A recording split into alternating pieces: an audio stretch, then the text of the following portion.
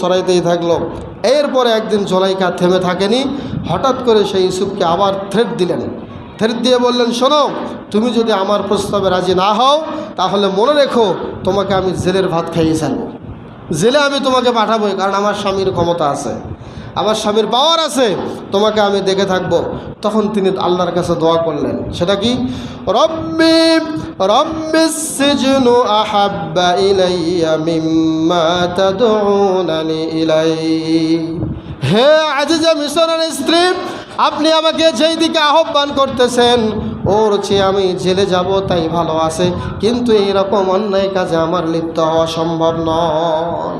আমাকে জেলে দিতে চান, দেন আমাকে জেলে। আচ্ছা বলুন তো, জেল কি ভালো মানুষের জন্য না খারাপ মানুষের জন্য? খারাপ মানুষের জন্য। কিন্তু ইউসুফ আলাইহিস সালাতু ওয়াস সালাম কি ভালো না খারাপ? ভালো ব্যক্তি। তাকে জেলে যেতে হয়েছিল নাকি হয় নাই?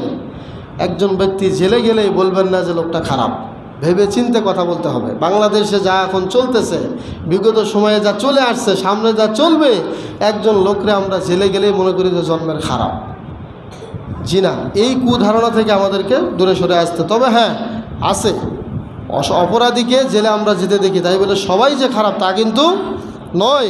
অনেকে হিংসার বশবর্তী হয়েও জেলের মধ্যে যায়। সম্মানিত উপস্থিতি,